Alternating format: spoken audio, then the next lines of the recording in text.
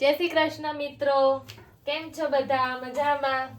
તો જો અત્યારે સાંજ થઈ ગઈ છે અને આજે એકદમ બહુ વહેલી રસોઈ કરી નાખી છે મેં.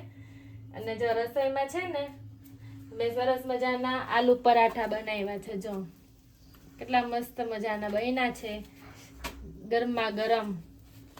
આમાં થોડોક મસાલો છે એ બહાર નીકળી ગયો તો એટલે મેં ઊંચા કરીને બતાવ્યા થોડાક. અને જો અહીંયા ચડવા મૂક્યો છે અને લાસ્ટ એક છેલ્લો પરાઠો રહ્યો છે. તો મેં કીધું ફટાફટી આ એક વણી નાખું અને જમવા બેસી જઈએ. આજે વહેલા જમવા બેસવાના છીએ કારણ કે આજે ચંદ્રગ્રહણ છે.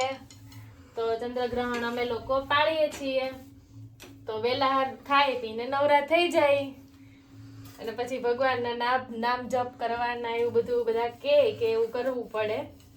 એવું કરશું થોડું ઘણું. તો આ મસાલો એક છેલ્લી રોટલીનો વૈધો છે, આમાં ઓછો વૈધો છે થોડોક, બધામાં બહુ જાજો નાખ્યો તો હવે મેં કીધું છેલ્લી એક બનાવી નાખું.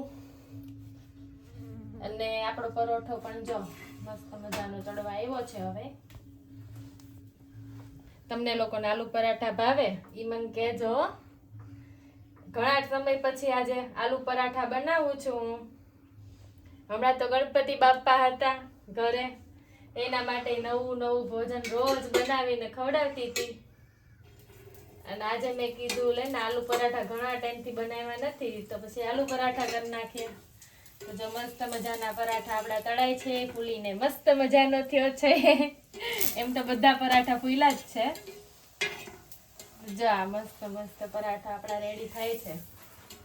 અને અમારે તો અહીંયા કાલનો વરસાદ, વિસર્જન કર્યું ને ગણપતિ બાપ્પાનું, ત્યારનો વરસાદ. અમે નદી પાસે પહોંચ્યા ત્યારનો વરસાદ ફૂલ ચાલુ થઈ ગયો તો તે આખી રાત વરસાદ આવ્યો અને અત્યાર સુધી વરસાદ છાંટા આવ્યા જ રાખતો હતો. તે વાતાવરણ પણ એકદમ મસ્ત ઠંડુ થઈ ગયું છે. તેમાં જો ગરમા ગરમ મસ્ત આલુ પરાઠા બનાવ્યા છે ને અમે હવે જમી લેશું. તો તમને લોકોને આલુ પરાઠા ભાવે છે એની કોમેન્ટ કરવાનું ભૂલતા નહીં. મારો બ્લોગ કેવો લાગ્યો એની પણ કોમેન્ટ કરજો.